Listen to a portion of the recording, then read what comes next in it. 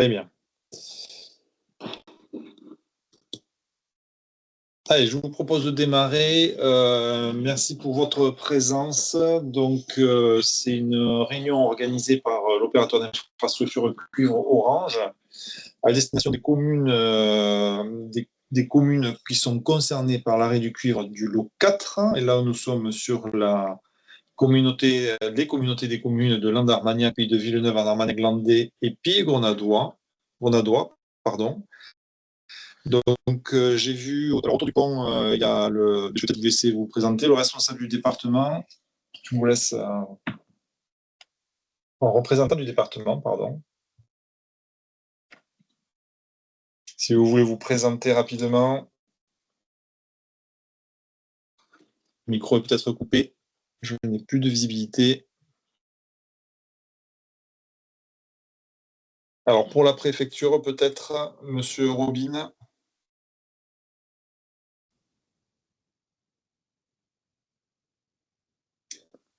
Alors, est-ce que vous m'entendez? Oui, on Oui, t'entend on parfaitement. t'entend. Oui, Parfait. D'accord. Donc, Monsieur Robin, vous avez le micro coupé. Allez, ben on va passer. Donc, il y a des opérateurs d'infrastructure FTTH qui sont présents sur le département. Donc, on a la présence de Géraldine Garry qui représente le SIDEC pour NATHD. Peut-être Géraldine? Oui, bonjour à tous. Bon, je pense que je connais la plupart des participants autour de cette visio. Donc, effectivement, c'est une visio organisée par Orange pour présenter son plan de décommissionnement. Voilà. Et nous avons aussi Elodie Nolo de la filiale Pixel d'Altitude Infrastructure. Donc, Elodie, si tu veux te présenter. Tu viens de me présenter, oui. Je connais aussi la plupart des personnes autour de cette réunion. Donc, Elodie Nolo, directrice de Pixel. Très bien.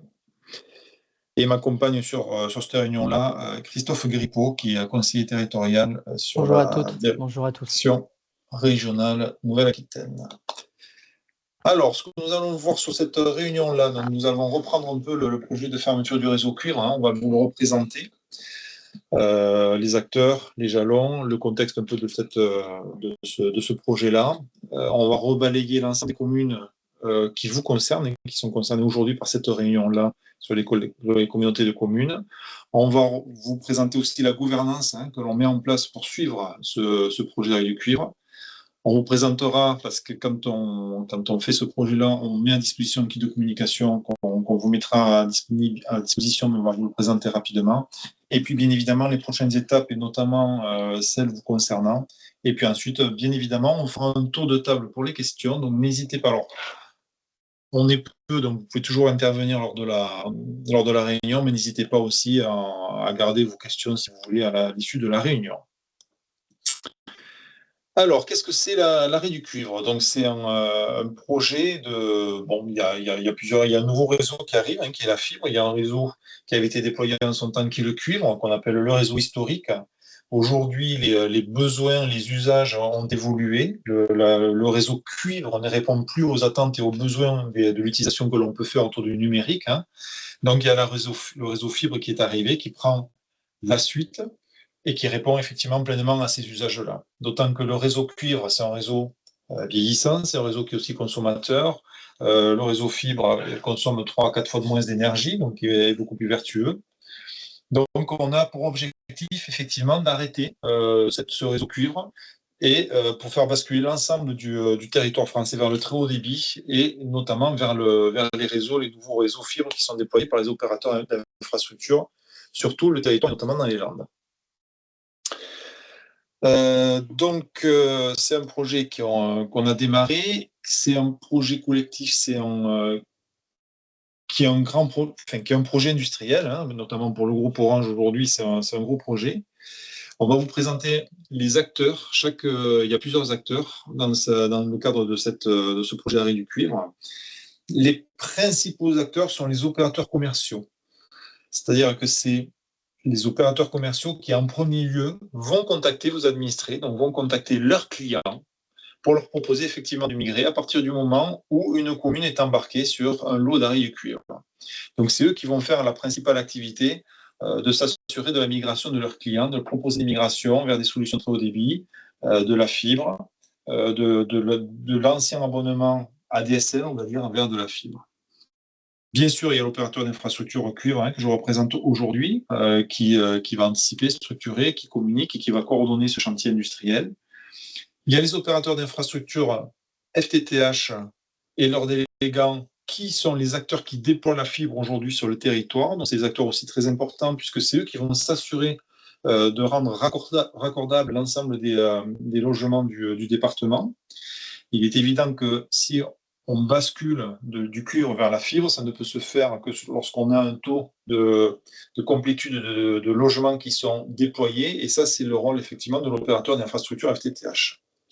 Donc, nous avons l'ARCEP, qui est le régulateur des télécoms, qui va s'assurer que ce projet-là va bien se dérouler et respecter les règles qui ont été fixées par l'ARCEP. Et notamment, quand on parle de règles, c'est par exemple une commune est éligible sur un lot sous certaines règles. Et quand on va parler des gens tout à l'heure, bien sûr que le projet, pour arriver à son terme, si les règles sont aussi respectées. Donc on va dire que c'est un peu le gendarme ou l'arbitre de cette migration, de cet arrêt du cuivre. Bon, les pouvoirs publics, bien évidemment, au niveau national, les associations des élus, notamment les associations des maires, mais aussi les fédérations françaises des télécoms, qui nous accompagnent aussi sur ces sujets, qui sont informés. Bien sûr, les élus locaux, on en reviendra sur un peu plus précisément, parce que les élus locaux, vous êtes en lien et avec les opérateurs d'infrastructure FTTH pour leur faciliter de temps en temps les déploiements, mais aussi, bien sûr, vous êtes en lien direct avec vos administrés, donc vous êtes aussi amenés à répondre et à leur apporter des informations. Et bien sûr, les clients finaux, ce sont les clients qui vont bénéficier aujourd'hui de cette technologie fibre, qu'il est important de voir. Et donc, ces clients, quand on parle d'un chantier complexe et un défi collectif, c'est surtout un chantier de communication. Il faut qu'in fine, ces clients aient une information pour les rassurer sur le fait que oui, il y a bien une nouvelle technologie qui est la fibre, qui a le projet cuivre qui est arrêté. Donc, il est normal de migrer vers un nouveau réseau qui est le réseau fibre. Il y a plusieurs jalons, il y a plusieurs étapes sur ce projet d'arrêt du cuivre.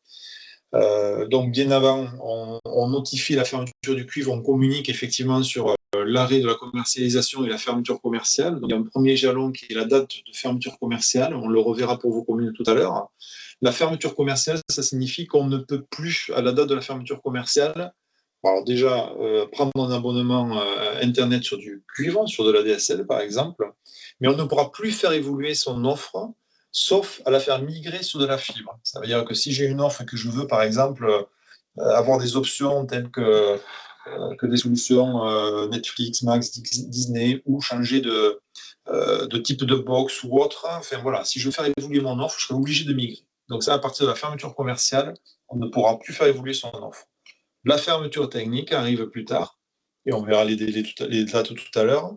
Fermeture technique, on arrête les services. C'est-à-dire qu'à la date de la fermeture technique, les personnes qui sont encore sur un support cuivre auront un arrêt des services. Ils ne pourront plus avoir d'accès Internet, de la téléphonie sur du cuivre, ou de la télé s'ils réceptionnent effectivement la télé encore sur cette technologie-là.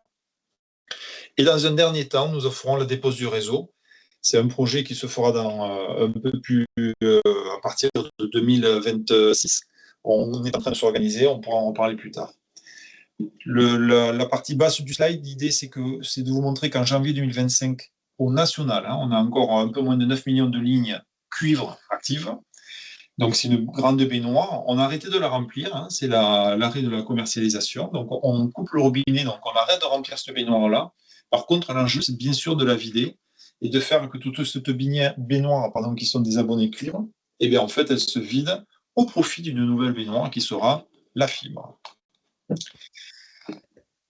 Donc, n'hésitez pas à m'interrompre si vous avez des interrogations, puisque, comme je vous le dis, vous êtes suffisamment peu nombreux pour qu'on puisse prendre le temps lors de la présentation. Donc, je continue. Au niveau national, comme c'est un projet assez conséquent, on a découpé en lots. C'est pour ça qu'aujourd'hui, vous êtes concerné par le lot 4. Donc là, l'objectif ou l'intérêt de ce slide-là, c'est vous montrer ce lotissement Vous voyez, si je prends un pointeur laser, voilà. Si vous voyez le nombre de locaux sur le lot 1, il n'y avait que 210 000 locaux qui étaient éligibles, et vous voyez au fur et à mesure que ça augmente.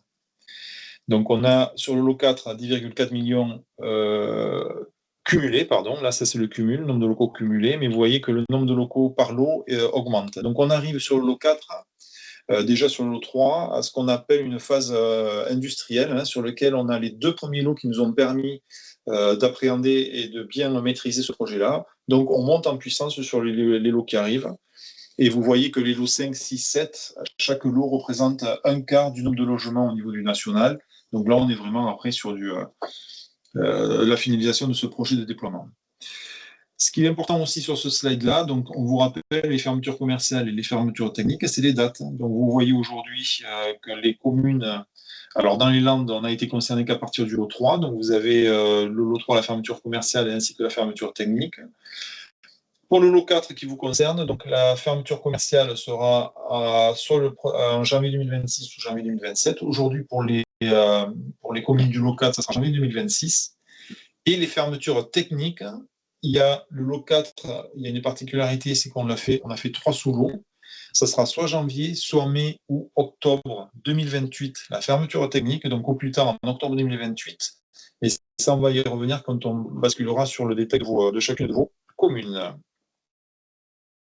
Et donc, on y arrive de suite. Dans le cadre de vos communes, si on fait un petit rappel de l'arrêt du cuivre sur les communes, donc vous avez la carte des Landes avec en dessous le lot 3 qui est en rouge, donc ça concernait 18 communes, et vous voyez le lot 4.1, 4.2, 4.3 avec des couleurs différentes, qui concerne 89 communes réparties sur 13 PCI. Donc en termes de logement, c'est un peu plus de choses, c'est quasiment 70 000 logements. Ce qu'il faut voir sur la carte, et vous le voyez, c'est qu'au fur et à mesure, donc le lot 3 et les lots 4 qui arrivent, on essaie de regrouper les communes, faire des tâches, de les regrouper par EPCI. Pourquoi ? Parce qu'en fait, quand on va arrêter le cuivre, il sera plus simple d'arrêter les équipements au niveau d'une EPCI, ce qu'on appelle les NRA, par exemple, c'est desservent une ou plusieurs communes, et donc ça permet aussi de stopper le cuivre et d'arrêter le cuivre de manière globale sur un ensemble de communes qui dépendent d'un seul et même NRA. Sur ce slide-là, il est important aussi dans le mode de sélection, les critères de sélection des communes. Alors bien évidemment, je vous l'avais, il y a un taux il faut que vous ayez moins de 40% de prise active sur du cuivre. Et même, je pense que pour le lot 4, on arrive à des taux de 20%, je pense, parce qu'effectivement, il y a de moins en moins de lignes cuivre actives. Il y a la représentativité de l'ensemble des opérateurs d'infrastructure. Aujourd'hui, sur les Landes, il y a 4 opérateurs d'infrastructure, mais c'est une représentativité au national. Je m'explique, nous avons Pixel qui est présent. Si par exemple au national, ils représentent 10% en tant qu'opérateur d'infrastructure des logements qui déploient au national, il faut que sur les Landes, sur chaque lot, on retrouve une empreinte de Pixel sur 10% des logements concernés sur les Landes. Donc il y a quelques critères comme ça qui nous permettent de sélectionner les communes. Et bien sûr, un des critères principaux, ou principal, c'est le taux de couverture de la fibre. Donc sur le lot 3, vous le voyez, le taux de couverture de la fibre à la date où il était de 98,5%. Aujourd'hui, le taux de couverture de la fibre pour le lot 4 des communes qui ont été sélectionnées, quand elles étaient sélectionnées, on était à un taux de couverture de 96,3%. Le taux de couverture, ça veut dire que les locaux sont éligibles à la fibre, ça ne veut pas dire qu'ils soient raccordés à la fibre. Je vais y venir quand on sera dans le détail. Mais bien sûr, il y a les opérateurs d'infrastructure FTTH qui déploient la fibre sur le territoire, déploient et rendent éligibles les logements, donc ça on est vigilant, mettent les infrastructures nécessaires pour s'assurer qu'on arrive à des taux de complétude suffisamment hauts pour pouvoir basculer vers la fibre et arrêter le cuivre. Maintenant, encore une fois, il y a l'infrastructure qui existe.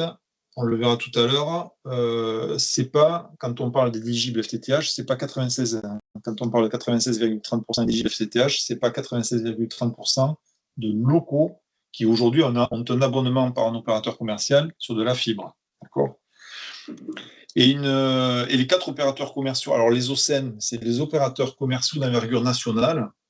Donc on retrouve bien sûr, on retrouve Orange, on va retrouver Bouygues, SFR et puis Free. Donc ces 4 opérateurs commerciaux sont présents en commercialisation sur les communes du lot 4. Si on va un peu plus dans le détail des EPCI, donc des communautés des communes, sur la communauté des communes de Landarmagnac, alors normalement, j'espère que vous y voyez, moi je vois bien les chiffres. Donc vous avez effectivement 6 communes, dont la commune d'Éré, qui sont concernées par cet arrêt du cuivre. Donc vous voyez, on est sur le lot 4.2 sur cette communauté des communes. Donc ça veut dire que le lot 4.2, la fermeture technique sera en mai 2028.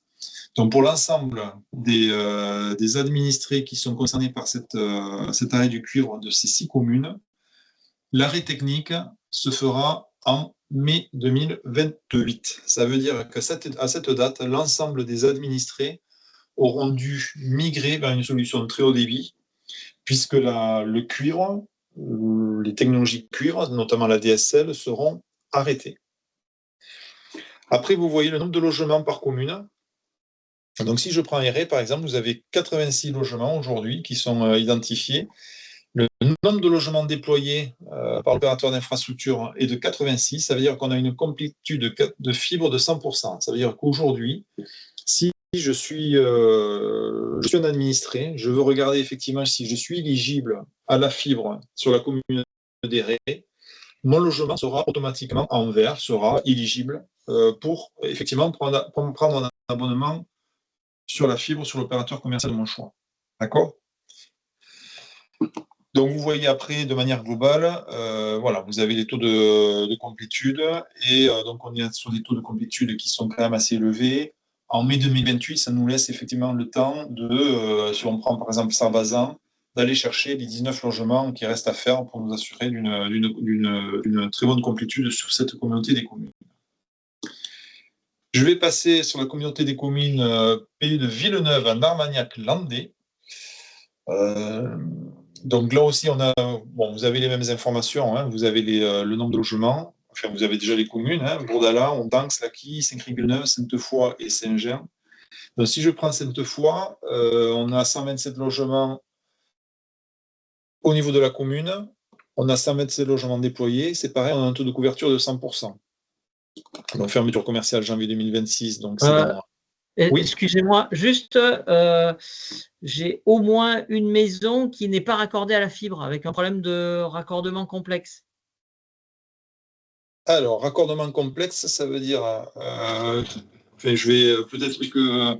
Géraldine est bien au courant de cas, je l'embête régulièrement là-dessus. Alors, raccordement complexe, ça veut dire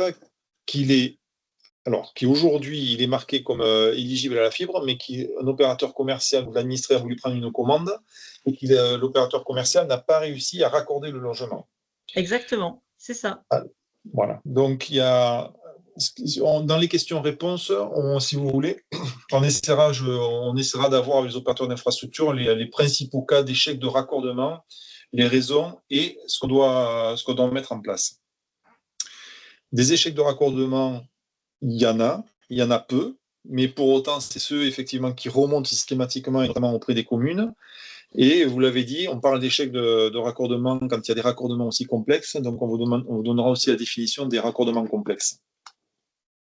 Enfin, voilà, il faudra juste qu'on ait résolu ce problème-là suffisamment tôt avant de fermer le cuivre.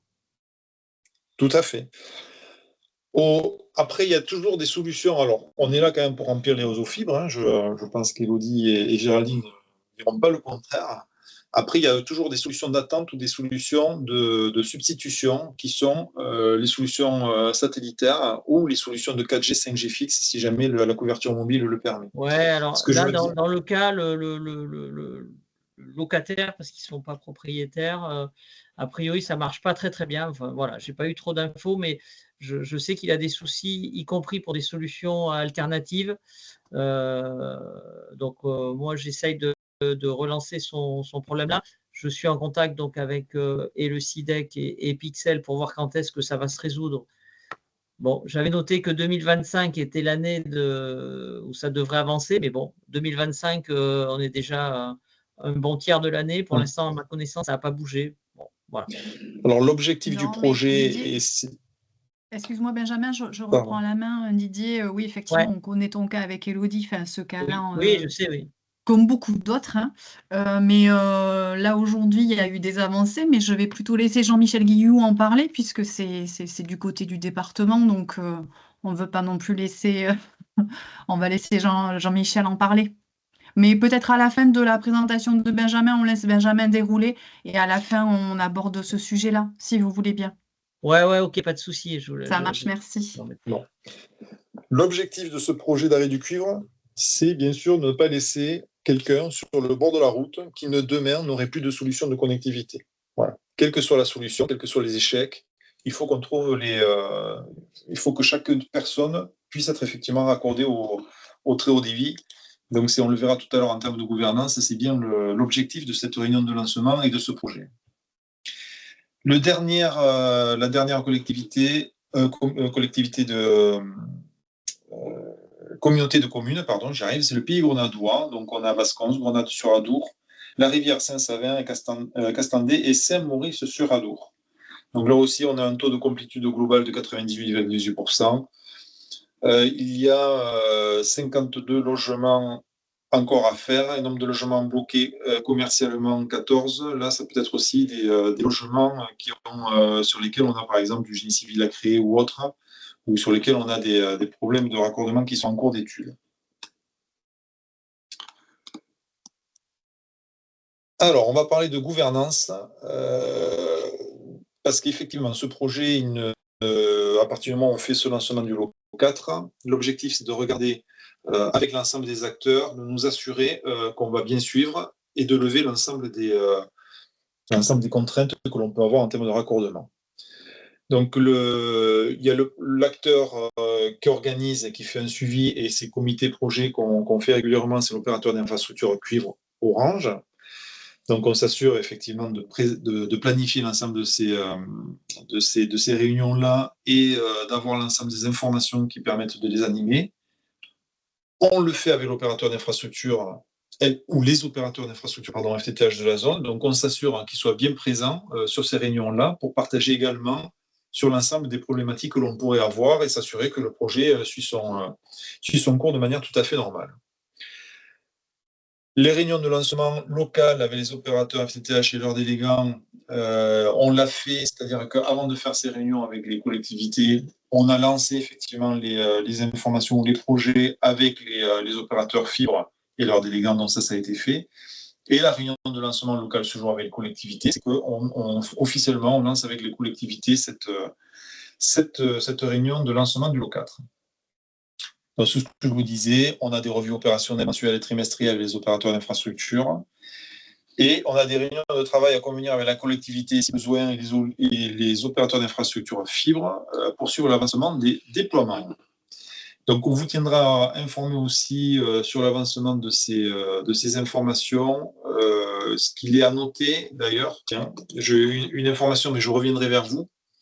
C'est qu'un an avant la fermeture technique pour la collectivité, on peut vous fournir sur demande de la collectivité, mais je pense qu'on ne va pas attendre à partir du lot 4, on n'attendra pas que vous nous le demandiez, mais un an avant la fermeture technique, on vous fournira le fichier des adresses qui ont encore des prises cuivre encore actives. Ça veut dire qu'un an avant la fermeture technique, on vous donnera les adresses des personnes qui n'ont pas encore migré sur la fibre pour savoir si c'est normal, il y a quelques anomalies, est-ce qu'il y a des actions à mettre en œuvre ou pas. Voilà. Je donne un exemple. Une résidence secondaire qui a une ligne cuivre encore active, il n'y a peut-être pas lieu de s'inquiéter. C'est peut-être pas gênant. Par contre, une personne âgée qui effectivement est toujours sur une ligne cuivre active, il y a peut-être une action à mener. Donc ça, c'est une information qui, à partir du lot 4, je pense qu'on vous demandera quand même de signer un accord de confidentialité au niveau des collectivités. et des délégants, mais pour autant, on vous fournira ce fichier sans que vous nous le demandiez 1 an avant la date de fermeture technique. Kit de communication à destination des collectivités. On l'a évoqué tout à l'heure, votre rôle en tant que collectivité, en tant qu'élu. La commune, c'est un partenaire incontournable dans la réussite de cette transformation numérique. Si je lis, vous êtes un partenaire clé pour que tous les concitoyens bénéficient d'une connexion très haut débit. On vient de le voir à l'instant, peut-être que vous avez, avec ce fichier qu'on vous fournira sur les lignes cuivre encore actives, la connaissance de l'administré, donc vous pourrez peut-être avoir des actions en proximité pour comprendre la raison pour laquelle elle n'a pas encore migré. Mais en amont, vous allez avoir un rôle de facilitateur auprès de l'opérateur d'infrastructure fibre, pour les permissions de voirie, l'accord des permissions de voirie par exemple. Si jamais il y a des immeubles dans certaines communes pour lesquels on n'a pas eu d'accord du syndic, parce que quand on veut déployer des infrastructures fibres au sein d'un syndic, au sein d'un immeuble, pardon, il nous faut l'accord du syndic, et peut-être que vous en avez connaissance. Donc tous ces sujets, pour l'opérateur d'infrastructure, vous pourrez effectivement l'aider à faciliter la finalisation du déploiement de la fibre, et bien sûr votre proximité avec les concitoyens, pour les informer au mieux de ce projet-là, pour éviter que lorsque l'opérateur commercial va les joindre, va les solliciter pour migrer vers la fibre, il ne voit pas ça comme une démarche commerciale, purement commerciale, et pour laquelle il serait peut-être réfractaire. Donc il est important effectivement d'avoir votre soutien en termes de communication pour apporter l'ensemble des informations auprès de vos administrés. Là, vous avez un slide sur lequel ça vous met en visibilité les étapes, comment en tant que maire j'interviens à chaque étape de la fermeture du réseau cuivre. Durant les phases de partage entre les acteurs concernés par la réseau cuivre sur la commune, vous êtes informés. Dès la date qui a été validée de la réduction cuivre, et donc ça c'est aujourd'hui, vous pouvez informer vos concitoyens, pour leur expliquer la migration, l'intérêt de ce projet, pour quelles raisons on le fait. Après, il y a la phase de préparation de la fermeture commerciale des offres proposées sur le réseau cuivre. Donc là, il y a un accompagnement des concitoyens en communiquant régulièrement sur la modernisation du réseau télécom de notre commune. Donc jusqu'à effectivement la fermeture effective de ce réseau cuivre, il est important d'avoir régulièrement une information vers vos citoyens. Vous facilitez les déploiements fibre dans 100% des logements de ma commune, c'est ce que j'ai indiqué tout à l'heure. Et je me coordonne éventuellement avec d'autres acteurs institutionnels si besoin, car le chantier de modernisation dépasse le cadre de la commune. Et peut-être qu'effectivement, M. Guillou nous donnera quelques informations complémentaires, j'ai cru comprendre, qui facilitent effectivement le déploiement de ce projet dans les Landes. Et avant la fermeture technique du réseau cuivre, important, je convainc les derniers concitoyens de ma commune, encore sur réseau cuivre, à migrer rapidement sur un autre réseau. Au-delà de ça, nous sommes là pour vous accompagner. Il pourra éventuellement y avoir des réunions publiques sur lesquelles vous pouvez solliciter les acteurs là, présents autour de ce pont pour apporter une information peut-être complémentaire ou une vision de l'opérateur, que ce soit cuivre ou d'infrastructure. On peut aller jusqu'à solliciter les opérateurs commerciaux pour qu'ils fassent des forums commerciaux. Là, ça ne vaut qu'effectivement s'il y a peut-être un regroupement de communes ou autre, ou qu'il y a un intérêt et une assurance d'avoir un certain nombre de personnes qui seront intéressées par la venue d'opérateurs commerciaux. Mais sachez que les opérateurs commerciaux, je vous l'ai dit au tout début, ce sera les premiers acteurs. Donc, ils feront des communications papier, ils feront des communications téléphoniques auprès de leurs clients, mais il est fort probable aussi qu'ils lancent des opérations de porte-à-porte au sein de votre commune pour aller démarcher directement les administrés à leur domicile. Donc, dans ce cadre-là, je rappelle que dès qu'il y a une société de porte-à-porte qui intervient, elle doit se présenter préalablement à la mairie pour l'en informer. Et il y a aussi des opérations qui peuvent être faites par les opérateurs commerciaux en demandant effectivement à la mairie, notamment en amenant ce qu'on appelle des trucks ou un camion qui permet d'avoir un point de vente qu'on déporte ponctuellement sur la commune pour prendre des commandes auprès des administrés. Donc tout ça, ça se fera aussi en amont par les opérateurs commerciaux en communiquant auprès de la collectivité pour s'assurer de son accord. Donc l'ensemble de ces actions nécessitent de la communication. Donc c'est là qu'on va vous accompagner aussi, qu'on ne va pas vous laisser seul. Vous avez un référentiel documentaire qui est mis à votre disposition.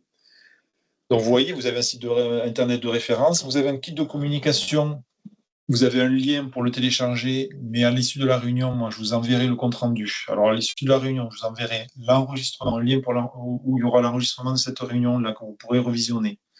Je vais vous envoyer les slides que vous êtes en train de voir, et je vous enverrai aussi en pièce jointe ce kit que vous n'ayez pas besoin de le télécharger, entre autres informations nécessaires pour communiquer. Vous l'avez peut-être vu dans l'invitation ou dans le mail que je vous avais envoyé. Il y a aussi un lien avec une petite vidéo explicative. Donc, soyez rassurés, il y a tous les éléments qui vous permettent de communiquer de manière neutre, c'est-à-dire sans logo des opérateurs commerciaux ou d'infrastructures, qui vous permettent de vous approprier la communication pour vous faciliter cette communication auprès de vos administrés au travers de vos journaux, de vos publications sur vos sites internet ou réseaux sociaux. Alors, prochaine étape avant de passer aux questions. Donc, il est important au niveau de la collectivité qu'il y ait quelqu'un qui soit identifié pour suivre ce sujet-là au sein de la collectivité, de communiquer sur le projet de fermeture du cuivre dans votre commune et les échéances grâce au support qu'on va vous mettre à disposition. Donc, dès aujourd'hui, via les réseaux sociaux, sur les dépendants d'affichage dans les prochaines semaines, et des publications d'un article dans un prochain numéro de votre journal communal ou autre, ça c'est à votre main. Mais encore une fois, à partir du moment où vous êtes embarqué, qu'on a officialisé le lot 4, les opérateurs commerciaux démarrent les démarches commerciales auprès de vos administrés. Donc il est important que ça soit accompagné en parallèle aussi d'une communication de votre commune. Et après, je vous disais, voilà, selon des besoins, vous pouvez organiser des événements spécifiques pour sensibiliser les habitants. Ça peut être des forums, des journées portes ouvertes avec la participation des acteurs, des opérateurs d'infrastructures fibre ou des opérateurs commerciaux. Et puis des informations ciblées, boitage vers les habitants et autres. Voilà. Donc ça, c'est la présentation. On en a terminé. Ce que je vous propose, c'est je vais arrêter le partage de l'écran. Je vais reprendre la mire. Et ce que je vous propose, c'est de vous laisser la main si vous avez des questions. Et peut-être, Géraldine, en rebond avec la question qu'on a eue, peut-être que M. Guillaume, vous voulez peut-être faire une réponse? Oui, merci Monsieur Dulon. Oui, effectivement, par rapport à ce qui vient d'être dit sur les raccordements complexes, bon, je laisserai éventuellement Élodie ou Géraldine expliquer clairement ce qu'est le raccordement complexe, elles le savent beaucoup mieux que moi. Mais par rapport au raccordement complexe, effectivement, aujourd'hui dans le département, il y a quelques locaux qui ne sont pas aujourd'hui raccordés, principalement liés à des défauts, d'infrastructures, on va dire, existantes. Et donc le département a voté son budget primitif pas plus tard que la semaine dernière et a décidé d'inscrire 1 million d'euros au titre de l'année 2025, justement pour accompagner ces raccordements complexes. Donc Didier Polia a évoqué effectivement peut-être un raccordement complexe sur la commune.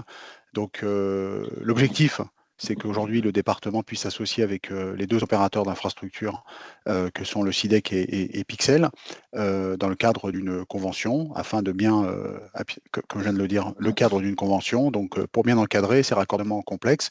Et il y a déjà un travail qui a été fait par ces deux opérateurs d'infrastructure pour identifier des locaux qui aujourd'hui sont des raccordements complexes avec tout un processus pour les identifier, puisqu'aujourd'hui, pour qu'il y ait raccordement complexe, il faut qu'il soit identifié par ces deux opérateurs d'infrastructure. Donc j'ai bien appris, à force de travailler avec Géraldine et Élodie, qu'il fallait que l'usager prenne un abonnement Internet par la fibre optique auprès de son fournisseur d'accès Internet et qu'il y ait tout un processus effectivement qui se mette en place pour que l'opérateur d'infrastructure, in fine, ait une information comme quoi il y a un échec de raccordement. Et cet échec de raccordement peut effectivement déboucher sur un raccordement dit complexe. Donc il y a une convention qui devrait arriver prochainement, sans doute aux alentours de la décision modificative numéro 1 qui interviendra en juin prochain, qui sera sans doute débattue en assemblée par les élus. Et donc voilà, il faut retenir que le département accompagne les raccordements complexes dès cette année pour justement pallier à ces difficultés.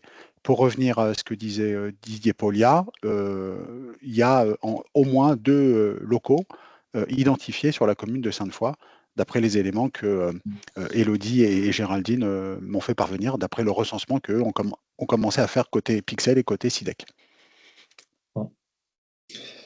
Donc cela concerne, merci pour la précision, cela concerne effectivement ce qu'on appelle les difficultés de raccordement qu'on peut rencontrer sur le domaine public. Quand on parle d'échec de raccordement, c'est aussi sur le domaine privé. Donc il est nécessaire des fois de faire des travaux sur le domaine privé quand il y a peut-être que des fois il y a des gaines qui sont bouchées ou des gaines qui sont cassées sur le domaine privé. Donc ça incombe au propriétaire de faire ces travaux-là. Il peut arriver, alors avant de donner plus de détails, je reviens sur ce que vous avez dit là, et je vous en remercie, Michel, parce que vous les avez indiqué, et il est important que la démarche, c'est bien l'administré qui sollicite son opérateur commercial pour avoir un abonnement fibre. C'est là qu'en découle un échec de raccordement, et s'il y a un échec de raccordement, l'opérateur commercial, lui, donne l'info à l'opérateur d'infrastructure à fibre de sa zone, qui lui est acteur, et qui va piloter un peu l'ensemble des actions pour faire en sorte de résoudre cet échec de raccordement. Donc ça, c'était important aussi de le dire. Hein. Il y a l'interlocuteur pour l'opérateur commercial, ou voire pour les mairies si besoin, c'est l'opérateur d'infrastructure de la zone, hein, qui a une visibilité sur l'ensemble du processus. Donc pour en revenir au type d'échec de raccordement, il peut y avoir effectivement des échecs de raccordement sur le domaine privé. Donc comme je vous l'ai indiqué, soit des gaines qui sont cassées, c'est souvent des gaines vertes, hein, soit qui sont bouchées. Donc ça peut nécessiter des travaux.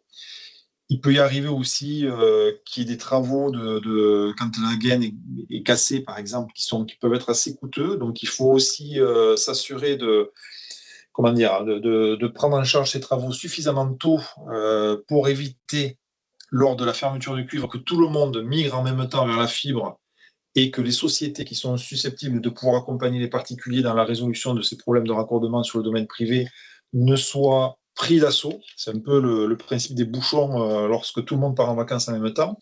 Donc il est important de passer le message aussi ça ne sert à rien d'attendre pour passer à la fibre. Hein. Il faut vraiment le faire dans le temps. Des échecs de raccordement peuvent être dus aussi à des problèmes d'élagage. Un opérateur commercial qui, sur des artères aériennes, c'est-à-dire des appuis sur des poteaux, va vouloir déployer la fibre, il ne pourra pas parce qu'il y a effectivement des problèmes d'élagage. Les câbles ne peuvent pas approcher, par exemple, avec la nacelle à côté du poteau parce qu'il y a des branches qui gênent, ou même les branches ne permettent pas le déploiement de la fibre. Donc il est important aussi de sensibiliser les administrés et vous en tant qu'élu d'avoir cette connaissance ou cette information de problématiques qu'on peut rencontrer sur les landes.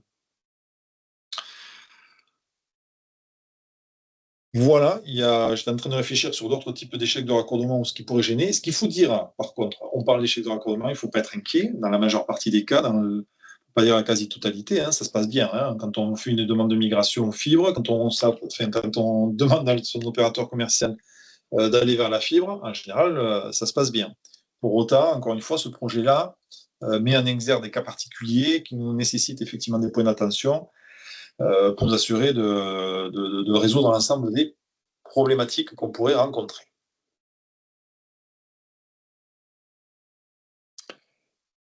Est-ce qu'il y a des questions sur la commune d'Éré, Madame Apollinaire?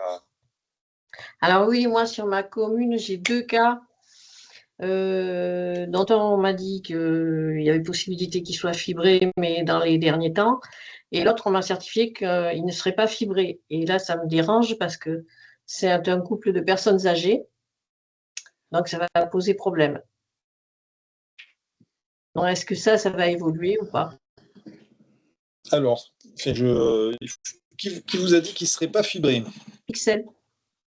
Pixel. Alors, il y a sûrement des raisons, mais je vais peut-être que Oui, Élodie je n'ai pas le cas particulier, mais si c'est ce qu'on vous a dit, c'est que ça concerne un raccord très long et complexe. Et on est quand même limité en termes de budget pour les raccordements complexes. Oui, c'est Mais ça. je vais regarder auprès des services, auprès de mes services pour regarder le cas particulier de Madame Apollinaire. Et on revient vers vous, mais j'imagine que c'est dû à un raccordement très long. Oui, très long. Oui. Oui, c'est ça. Bah oui, c'est ça. Enfin, pour le Alors, moment, en tout cas, c'est à court terme, disons que c'est pas faisable. alors en complément, on Pardon, estime. Benjamin, Oui, excuse-moi Benjamin, je voudrais compléter par rapport à ce qu'a dit Jean-Michel Guillou. C'est vrai que par rapport au programme qui est en train d'être lancé par le département, Pixel et le CIDEC, on a émis quelques seuils pour des raccordements sur lesquels et des adductions sur lesquelles nous n'irons pas, conformément aux réglementations de l'ARCEP, hein. Donc l'ARCEP recommande qu'au-delà d'un budget de travaux de 5 000 euros, c'est considéré comme économiquement non viable d'aller sur ce type de logement-là et qu'effectivement, au-delà de 5 000 euros, on serait sur des solutions alternatives comme tu l'indiquais en début de réunion. Donc nous, on va respecter ce plafond de 5 000 euros qui a été repris par l'ARCEP, notamment dans ses dernières recommandations.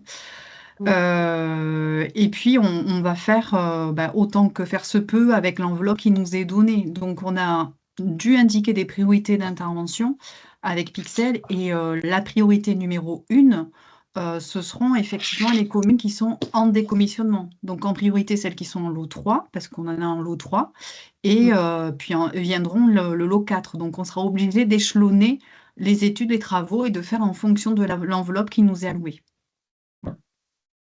Donc, c'était juste une précision pour vous dire que sur certains logements, on aura un seuil financier, enfin un plafond financier au-delà duquel nous n'irons pas. alors c'est très bien, Géraldine, et tu as bien fait de le préciser, c'est un peu ce que ce que j'allais dire. Alors, c'est ce qu'on appelle les difficultés exceptionnelles de construction. De construction. Voilà. Ouais. Qui ne nous permettront pas de raccorder tout le monde. On estime qu'effectivement, il y aura à peu près 2% de personnes pour lesquelles on ne saura pas les intégrer dans le déploiement de la fibre. 2%, c'est peu, mais pour autant, quand on est concerné, ça peut être, c'est toujours gênant et c'est toujours trop.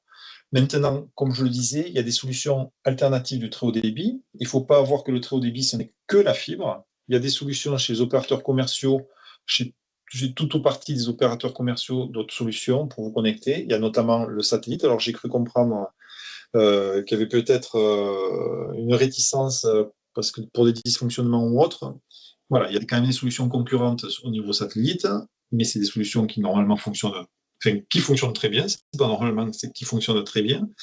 Il y a des solutions de 4G, 5G fixes, alors qui fonctionnent sous réserve d'avoir une couverture mobile suffisante. Et ça, j'en reviens à la partie satellitaire. Sachez que certaines offres, aujourd'hui, il y a la NCT qui permet de financer l'achat du matériel nécessaire, voire l'installation. Et si je vais un peu plus loin, il y a des opérateurs commerciaux, en l'occurrence j'en ai un en tête, qui facilitent aussi ces acquisitions, ce coût d'acquisition, puisqu'il le prend à sa charge lui, c'est lui qui gère derrière les dossiers d'acquisition. Donc pour la personne âgée qui fait face à une difficulté exceptionnelle de construction qui n'aura pas la fibre, elle peut bénéficier effectivement de l'installation de solutions satellitaires. Et elle peut aussi, donc qui sera prise en charge en termes du matériel, pour lequel elle pourra aussi avoir une aide pour l'installation. Donc, ce que fait le département, et c'est très bien qu'il puisse débloquer des budgets, sachez qu'il y a aussi des solutions autres pour résoudre des problèmes que vous pouvez rencontrer ou que vos administrés peuvent rencontrer. Non, mais c'est surtout que ça concerne très, très, très peu de prises. Donc, c'est vrai, on parle beaucoup mais on est à moins d'1% dans toutes les communes, là, enfin, quand on regarde même sur tous les lots du décommissionnement du cuivre, côté Pixel pour le lot 3 et le lot 4, en termes d'échec raccordement enfin, on va dire cause complexe, on est à 0,02%. Enfin, on parle de 2 prises, une prise. Donc, et je pense que voilà, on tient quand même à appuyer avec Géraldine et Jean-Michel. Aujourd'hui, il y a eu des investissements énormes qui ont été faits quand même au niveau de la fibre. Donc, c'est évident que c'est de toute façon le réseau qui remplace le réseau cuivre. Donc, il faut que les personnes migrent et accompagner surtout la migration auprès de vos administrés. Donc c'est la première solution. Et pour les cas exceptionnels, comme malheureusement il en existe côté Madame Apollinaire pour les raccords très longs, sachant que sur le département, on a le droit à 2% de raccordement long. Donc, pour ces cas-là, effectivement, oui, il y a la solution du satellite ou de la 5G qui existe. Mais on insiste quand même sur le fait que le plan France Très Haut Débit, c'est la fibre, d'abord. Il faut remplir le réseau fibre en priorité. Effectivement, on regarde des investissements qui sont faits sur les territoires. Par tous, hein, par les opérateurs d'infra, par les collectivités. C'est quand même le message que nous demande même l'État. Excusez-moi, je reprends la parole, Didier Polliard. Donc, je crois qu'on a bien conscience des investissements énormes qui ont été faits par tous et des chantiers énormes et rapides qui ont été réalisés par rapport au développement de ce réseau-là dans un temps record, si on regarde par rapport à l'électrification ou même le déploiement du réseau fibre qui a duré une bonne trentaine d'années, je pense. Donc, il n'y a pas de souci par rapport à ça. Le problème, c'est plus un problème de communication qu'on a eu au départ, puisqu'effectivement, on avait dit que tous les Landais seraient desservis, etc. Et c'est là qu'on se fait rattraper par les gens qui nous disent « Ouais, mais vous nous aviez dit que, quoi ». Et je reprends là, je découvre l'histoire du… Alors, j'étais bien au courant que petit à petit allait se mettre en place un financement spécifique pour les raccordements complexes. J'ai eu la confirmation du million. Mais attention, je vois que, attention, pas dans tous les cas. Donc, il faut nous le dire parce que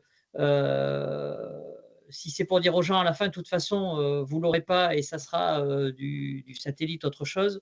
Voilà, c'est plus un problème de communication. Je crois qu'il n'y a pas de problème sur les efforts financiers, sur le chantier monstrueux qui a été réalisé. Maintenant, derrière, il faut que nous, à l'interface avec la population, on soit capable de l'expliquer et qu'on ait une continuité dans la communication. C'est ça notre réel problème.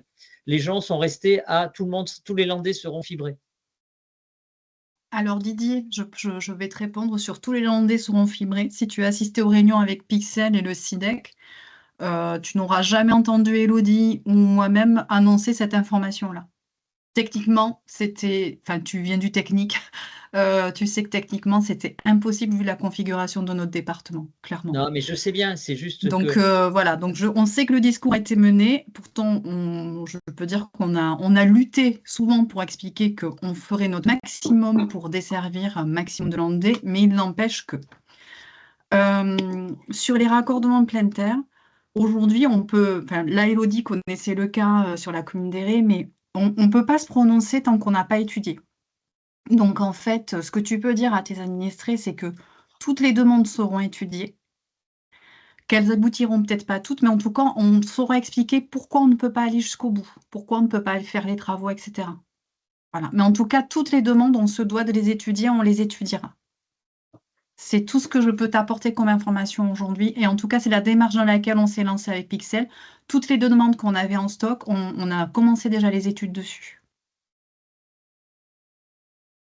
Donc, c'est tout ce que je peux te dire aujourd'hui en termes de communication. Après, tant qu'on n'a pas étudié, tant qu'on n'a pas évalué les montants des travaux, tant qu'on n'a pas estimé tout ça, on ne peut pas dire aux gens c'est oui, c'est non. C'est pas possible. Il faut avoir une base sérieuse pour leur répondre.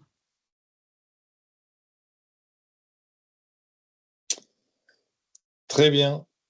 Est-ce que vous avez une dernière question ou est-ce qu'on peut… Est-ce qu'il y a d'autres questions? Est-ce qu'une précision ou autre?